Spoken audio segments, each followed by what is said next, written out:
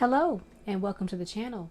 In today's episode, I am going to be taking these tomatoes and turning them into tomato soup. If you'd like to see me do that, stay tuned.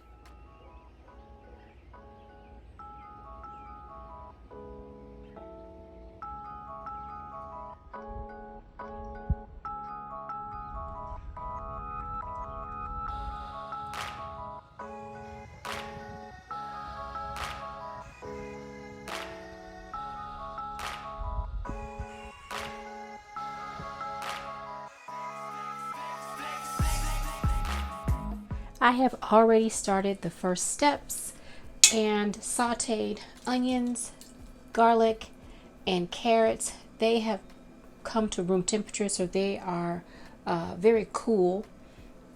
I did this because in my previous canning videos, you have seen me sauteing onions before. So I took that step and went ahead on and started it without you.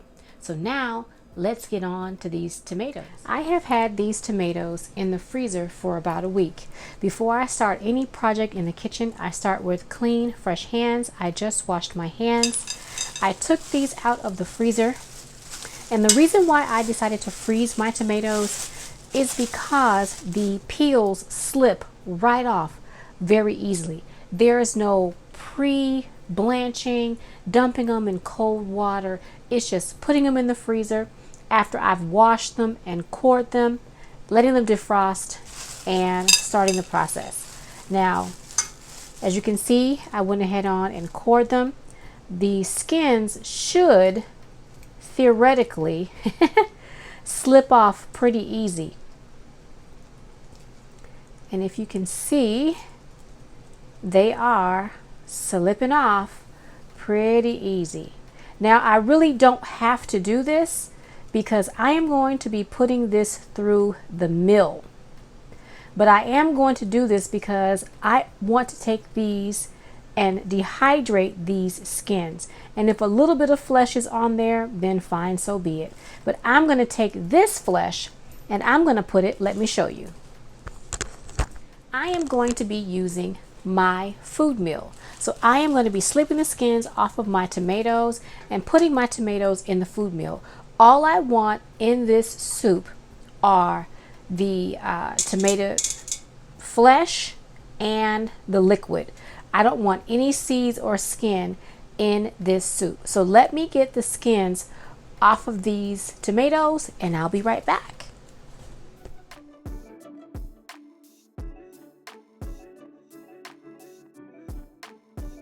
The only thing I don't like about this process excuse me, is you will have cold hands.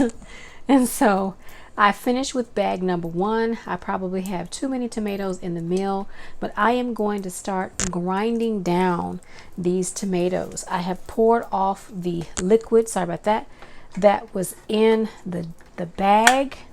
Excuse me, got a frog in my throat today. Just trying to move these tomatoes around.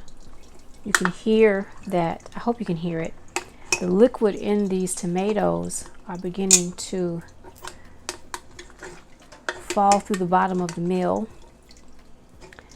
And my hands are clean. I just washed my hands. I'm sure you all saw that paper towel in the clip when I first started. Trying to keep my hands clean.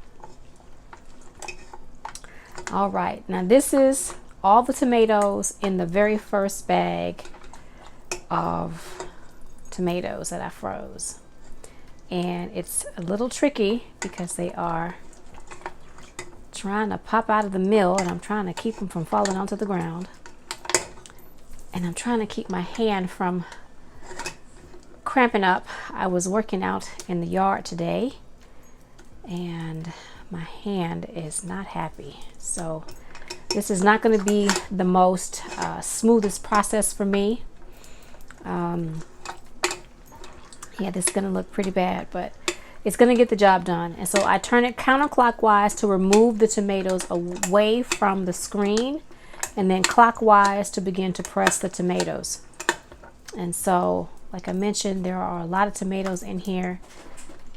Next go round, I won't put all the whole bag. Oh my goodness, good things my hands are clean. Jeez. So I am just squeezing the juice out of these tomatoes. And as soon as I finish with all of this, I will be right back. This is the amount that I was able to squeeze out of the first bag of tomatoes. And now it's time to work on the second bag of tomatoes. Unlike my first attempt, I am only putting just a few tomatoes in here. And I'm going to just mill them down, getting all that juice out and leaving the seeds and any of that pulp that can't be pushed through. And again, my hand is cramping up today because I've been working diligently outside. So this is a nightmare for me, but I don't have a lot of tomatoes, so I will be able to work through this. As you can see, it doesn't take that long to mill through. It's just making sure you get that tomato around that spring, because it will get stuck. And keep turning clockwise to press it and counterclockwise to remove any of the pulp and seeds from the bottom screen. And keep doing that until your tomatoes seem as if they've rendered all they can render. And I have washed my hands, and I am making sure that I'm being clean and safe. So I'm going to finish this up, get this bag of tomatoes all pressed through, and then I will be right back. In my novice opinion, working with tomatoes, they are about as bothersome as working with potatoes, because you have a lot of cleaning and pre-processing before you actually get to the product that you are hoping to have. And now I know why some people really don't like processing tomatoes, but it's rewarding. The final product is very rewarding. This is not as cumbersome as I thought it would be, but it is still indeed cumbersome because it's very messy. The tomatoes are very cold, and there's just lots of liquid everywhere. So this is, excuse me, I hit the camera. This is indeed a labor of love. So I'm almost done with processing these tomatoes, and I will be back when it's time to turn on the pot. I have milled all of the tomatoes, and I am now going to turn the eye on. I'm going to leave it on medium low, and I'm going to season a little bit more the tomato soup as it somewhat instructs in the Ball Blue Book of Guide for Preserving. Ball Blue Book Guide for Preserving. Here is where you would season. So I am going to put some black pepper with a little bit of mustard seed and some cilantro seed, because that's what I always have in my pepper meal. So I'm hoping that will give it a really nice flavor. I'm not going to go all the way in like I normally do. Oh. I am also going to put just a little bit of pink Himalayan salt. Just a little bit, not a lot. I am going to add a bay leaf. Just going to grab a bay leaf from out of, as a matter of fact, I'm going to put 2 in there. And the recipe calls for a little bit of allspice. Oops, sorry about that. I kicked the camera or the tripod. And I'm going to give this just a tiny bit of allspice. Allspice, when I smell it, it smells heavily of cloves or something something along that lines. So I don't want a lot of this in here. I just want a pinch like that. So I'm just going to put a little, that probably won't do anything to this, but I just want to give this a little bit of a different flavor. I'm accustomed to having tomato soup like when I was a kid. So I'm going to bring this up to a simmer. I'm going to put this on medium. And I want to have an adult tomato soup. I want to have a really nice flavor. I want that tomato flavor, but I want to have a little bit something that makes you go, now what is that?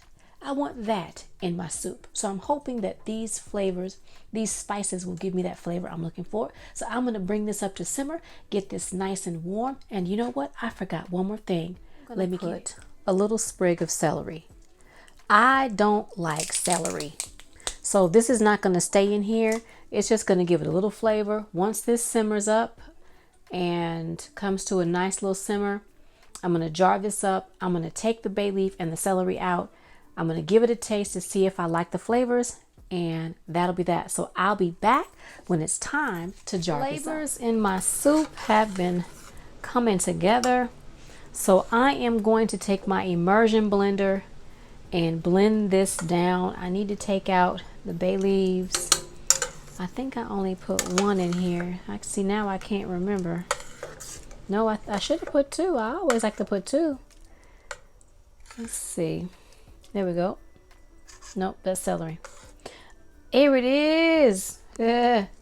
All right. I am going to get my immersion blender, take the celery out and blend this down, and then I'm going to taste it. I'm going to turn the stove off, and I think you heard me do that. And I am going to start blending this down slowly with my immersion blender because this is really hot and I don't want this to get on me. Since this is loud, I'm going to speed this up so that you don't have to hear it. This is more orange like the carrot than it is red, but you know what? I can live with that if it tastes good. So I am now going to just give it a little taste. And it looks like I need to blend it just a little bit more. There are, I saw one tiny little carrot piece, but you know what? I can live with that too. So I'm going to give it a little taste and see how, this was a clean spoon, hadn't used it before. Let me see how it tastes.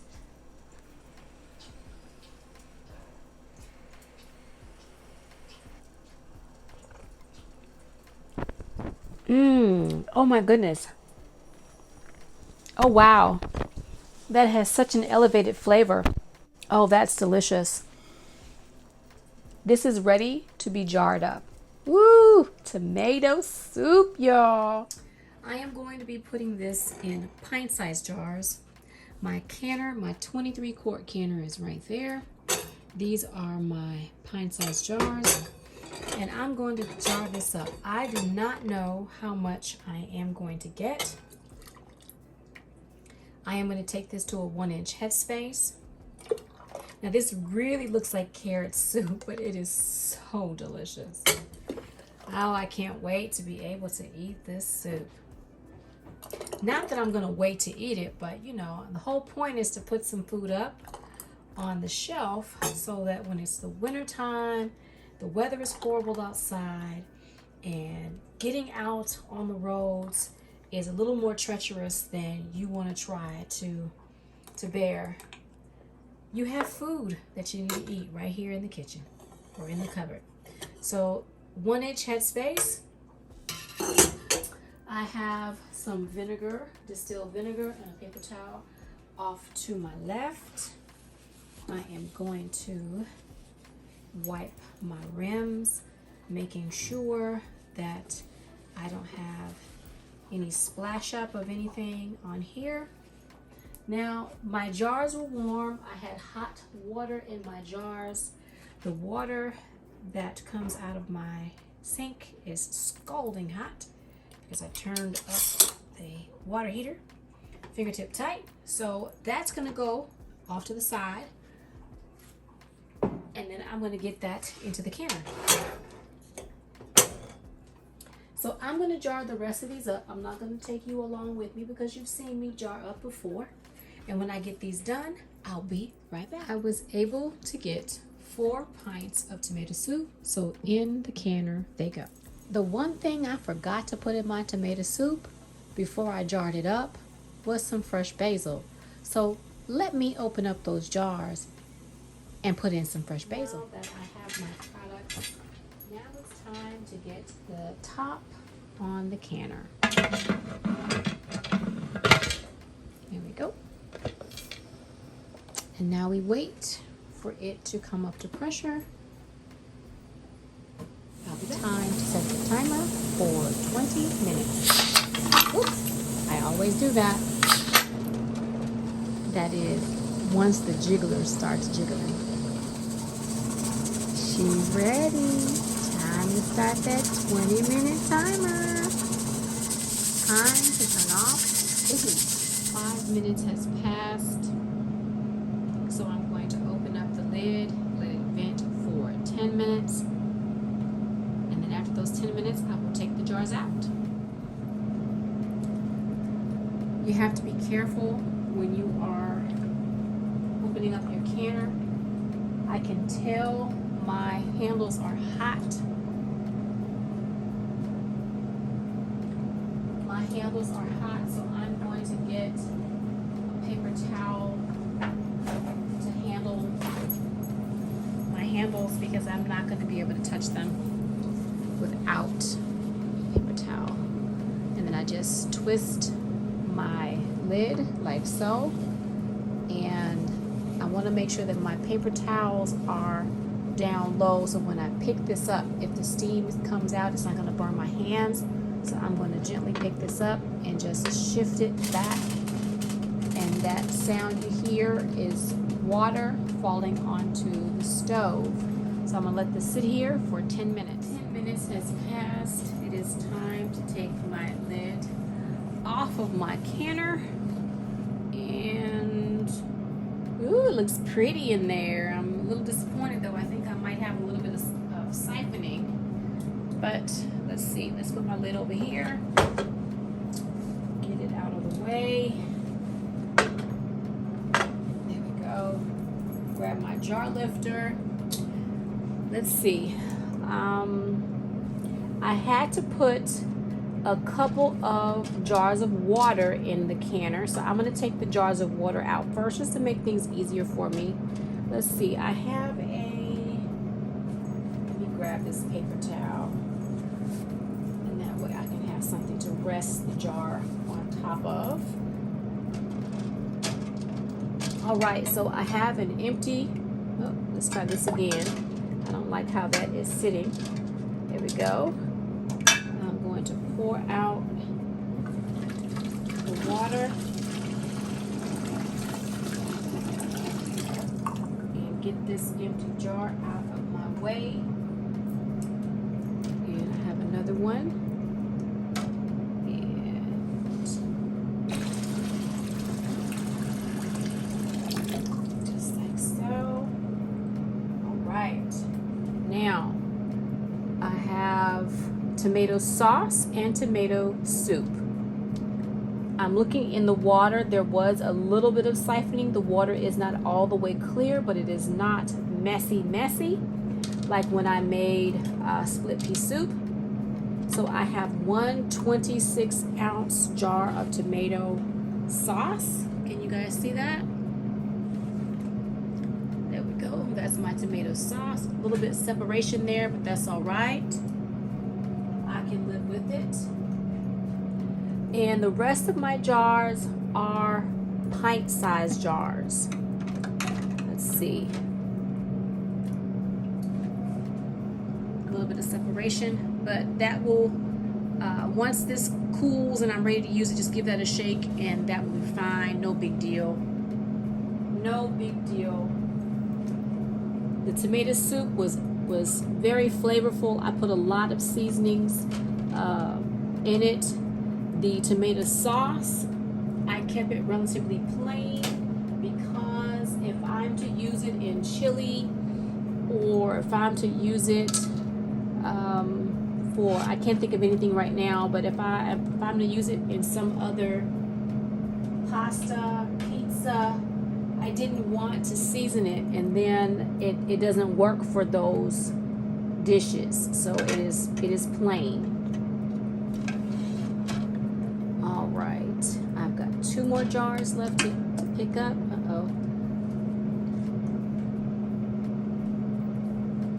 I'm gonna let these sit on the cabinet overnight. It's actually the next morning for me. I've been up well past my bedtime and I'm exhausted. All right, that's the last jar.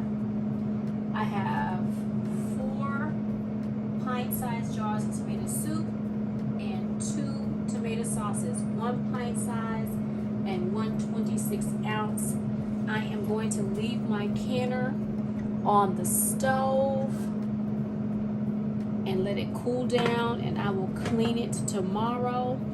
I want to thank you all for joining me. As you probably can hear, there's lots of noise in the kitchen. I have my instant vortex oven on dehydrate going. I have my dehydrator going. I had the dishwasher going. Busy in the kitchen, and I've been up for hours. So I want to thank you for sticking it out with me. I appreciate everyone who is watching my canning series, leaving me comments, and returning each and every time I post a video. I want to thank my subscribers and those who are unsubscribed. I'd like to ask, if you're continuing to come back and watch my videos, if you are unsubscribed, consider subscribing. It would help out my channel. It would help my channel grow, and I would greatly appreciate it. So I want to say good night to everybody, or for me, good morning, and I'll see you in the next video. Bye for now.